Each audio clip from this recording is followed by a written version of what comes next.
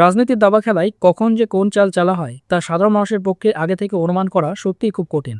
ক্ষমতা ধরে রাখার জন্য কখনো ধর্মের তাস খেলা হয়, কখনো জাতপাতের, আবার কখনো বা মেরুকরণের। কিন্তু যখন সেই পুরনো তাসগুলো আর কাজ করে না, যখন ঘৃণার রাজনীতি বুমেরাং হয়ে নিজের দিকে ফিরে আসতে শুরু করে, তখন একজন ধুরন্ধর রাজনীতিক ঠিক কী করেন? ঠিক তখন তারা এক নতুন এবং অত্যন্ত কার্যকরী কৌশল বেছে নেন। সরাসরি ভোটারদের পকেটে নগদ টাকা ঢোকানোর কৌশল। আজ আমরা এমন একজন হেভিওয়েট মুখ্যমন্ত্রীর রাজনৈতিক কৌশল নিয়ে আলোচনা করব, যিনি তার রাজ্যে তীব্র মেরুকরণের মাধ্যমে ভোটের ফসল ভরে তুলতে চেয়েছিলেন। কিন্তু যখন দেশের আদালত তাকে কড়া নোটিশ ধরিয়ে দিল, তখন তিনি বুঝলেন আইনি জটিলতায় তার গদি টলমল করতে পারে এবং তার এই ঘৃণা রাজনীতিতে সাময়িক ধাক্কা লেগেছে। তখন তিনি রাতারাতি নিজের রূপ বদলে ফেললেন। মেরুকরণের চাদর সরিয়ে তিনি হঠাৎই গায়ে জড়ালেন উন্নয়ন আর কল্যাণের চাদর। আর ঠিক এমনই এক বিতর্ক এখন তৈরি হয়েছে উত্তর পূর্ব ভারতের একটি গুরুত্বপূর্ণ রাজ্যকে ঘিরে। একদিকে আদালতের নোটিশ, অন্যদিকে হঠাৎ করে হাজার হাজার কোটি টাকা সরাসরি মানুষের ব্যাংক অ্যাকাউন্টে পৌঁছে যাওয়া। এই দুই ঘটনাকে ঘিরে এখন রাজনৈতিক মহলে বড় প্রশ্ন উঠতে শুরু করেছে। এটা কি নিছকই সামাজিক কল্যাণমূলক সিদ্ধান্ত, নাকি এর আড়ালে রয়েছে আরও বড় কোনো রাজনৈতিক হিসাব? নির্বাচন যত এগিয়ে আসে, ততই কি বদলে যায় রাজনৈতিক কৌশল? আর ঠিক এই প্রশ্নগুলোর মধ্যেই উঠে আসছে অসমের রাজনীতির এক গুরুত্বপূর্ণ অধ্যায়, যেখানে মুখ্যমন্ত্রী হিমন্ত বিশ্ব শর্মাকে ঘিরে শুরু হয়েছে নতুন বিতর্ক। একদিকে মুখ্যমন্ত্রী হিমন্ত বিশ্ব শর্মা মুসলমানদের বিরুদ্ধে মন্তব্য করে নির্বাচনী পরিবেশকে উত্তপ্ত করার চেষ্টা করছিলেন, যাতে মেরুকরণ তৈরি হয় এবং ভোটের ফসল কাটা যায়। কিন্তু তার এই চাল উল্টো ফল দিয়েছে। সম্প্রতি গুয়াহাটি হাইকোর্ট হেড স্পিচ মামলায় তাকে এমন একটি নোটিশ দিয়েছে যে মুখ্যমন্ত্রী এখন আইনি জটিলতায় জড়িয়ে পড়েছেন এবং তার এই ঘৃণা রাজনীতিতে সাময়িক ধাক্কা লেগেছে। এখন যখন হিমন্ত বিশ্ব শর্মা বুঝলেন যে আদালতের মামলা এবং এই ধরনের রাজনীতি তার জন্য সমস্যার কারণ হতে পারে, তখন তিনি হঠাৎই কৌশল বদলে ফেললেন। তিনি ভাবলেন, যদি ঘৃণার ভাষণ দিয়ে ভোট না মেলে, তাহলে এবার সরাসরি মানুষের পকেটে টাকা ঢোকানো যাক। আর সেই কারণেই তিনি অসমে অরুণোদয় স্কিম এর দরজা খুলে দিলেন। নির্বাচনের তারিখ ঘোষণার আগেই একদিনে প্রায় ৩৮০০ কোটি টাকা মহিলাদের মধ্যে বিতরণ করা হয়েছে। রাজ্যের প্রায় ৪০ লক্ষ মহিলার ব্যাংক অ্যাকাউন্টে সরাসরি ৯,০০০ টাকা করে পাঠানো হয়েছে। আসলে এই প্রকল্প নতুন কিছু নয়। ২০২০ সালে এই অরুণোদয় প্রকল্প চালু হয়েছিল। এর আওতায় দরিদ্র পরিবারের একজন মহিলাকে প্রতি মাসে কিছু আর্থিক সাহায্য দেওয়া হতো, যাতে সংসার চালাতে সুবিধা হয়। কিন্তু এবার বিশেষ বিষয় হলো, ৪ মাসের টাকা এবং বিহু বোনাস মিলিয়ে একসঙ্গে ৯,০০০ টাকা পাঠানো হয়েছে মহিলাদের অ্যাকাউন্টে। আর এই ট্রান্সফার এমন সময় হয়েছে যখন ধারণা করা হচ্ছে খুব শীঘ্রই অসমে বিধানসভা নির্বাচনের তারিখ ঘোষণা হতে পারে। ভারতে গত কয়েক বছরে একটি নতুন নির্বাচনী ট্রেন্ড স্পষ্ট দেখা যাচ্ছে: মহিলা ভোট ব্যাংকের রাজনীতি। অনেক রাজ্যে মহিলাদের ভোটের হার পুরুষদের থেকে বেশি হয়ে গেছে। অর্থাৎ কোনো রাজনৈতিক দল যদি মহিলাদের সমর্থন পেয়ে যায়, তাহলে তাদের জয়ের সম্ভাবনা অনেক বেড়ে যায়। সেই কারণেই সম্প্রতি দেখা যাচ্ছে মহিলাদের জন্য নানা ধরনের প্রকল্প ঘোষণা করা হচ্ছে। তাদের অ্যাকাউন্টে সরাসরি টাকা পাঠানোর প্রতিশ্রুতি দেওয়া হচ্ছে। যদি একটু পিছনে তাকাই, তাহলে শুধু অসমে নয়, এর আগে বিহারেও এমন ঘটনা দেখা গিয়েছিল। ২০২৫ সালের বিধানসভা নির্বাচনের আগে মুখ্যমন্ত্রী নীতিশ কুমারের সরকার মহিলাদের অ্যাকাউন্টে ১১০০ টাকা করে পাঠিয়েছিল। বলা হয়েছিল ছোটখাটো ব্যবসা শুরু করার জন্য এই আর্থিক সহায়তা দেওয়া হচ্ছে। নির্বাচনের পর দেখা গিয়েছিল এনডিএ যে ভোট পেয়েছিল, তার মধ্যে মহিলাদের ভোটের শতাংশ উল্লেখযোগ্যভাবে বেশি ছিল। সেই কারণেই এখন বিভিন্ন রাজ্যে মহিলাদের জন্য নগদ সহায়তার প্রকল্প চালু করা হচ্ছে। সুতরাং ব্যাপারটা পুরো পরিষ্কার। একইভাবে মহারাষ্ট্রতেও একটি প্রকল্প আনা হয়েছিল, যার নাম মুখ্যমন্ত্রী মাঝি লাড়কি বেহেন যোজনা। এই প্রকল্পের অধীনে দরিদ্র মহিলাদের প্রতি মাসে টাকা দেওয়ার কথা বলা হয়েছিল, কিন্তু পরে দেখা গেল হাজার হাজার পুরুষও এই প্রকল্পের সুবিধা পেয়ে গেছে। আবেদনকারীরা এমন চালাকি করেছিল যে আধার কার্ড এবং ব্যাংকের তথ্য নিজেদের দিয়েছে, কিন্তু নাম ও ছবি মহিলাদের দিয়েছে।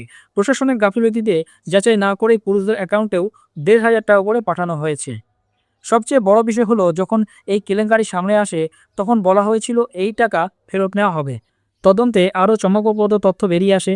সাতারা এবং পুনের মতো এলাকায় এমন ঘটনা ধরা পড়ে, যেখানে একই মোবাইল নম্বর এবং একই ঠিকানায় ৩০ থেকে ৪০ জন মহিলার নামে রেজিস্ট্রেশন করা হয়েছিল। জাল নথি বানিয়ে প্রতারকেরা সরকারের কোটি কোটি টাকা আত্মসাৎ করেছে। গ্রাম ও ছোট শহরে কিছু এজেন্ট সক্রিয় হয়ে উঠেছিল।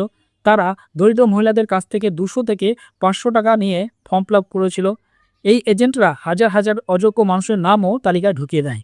পরে সরকারকে নোটিশ জারি করে বলতে হয়েছিল, যাদের টাকা ভুল করে দেওয়া হয়েছে তারা যেন তা ফেরত দিয়ে দেয়। এখন আপনি নিজে বুঝতে পারছেন কত টাকা আদৌ ফেরত পাওয়া গিয়েছিল। এই প্রকল্পের আরও একটি বড় সমস্যা হলো অর্থনৈতিক দিক থেকে। মহারাষ্ট্রে আগে থেকে প্রায় 9 থেকে 10 লক্ষ কোটি টাকার ঋণ রয়েছে, আর এই প্রকল্পে বছরে প্রায় 46,000 কোটি টাকা খরচ হচ্ছে। ফলে শিক্ষা ও স্বাস্থ্য বিভাগের মতো অন্যান্য খাতে অর্থের অভাব দেখা দিতে শুরু করে।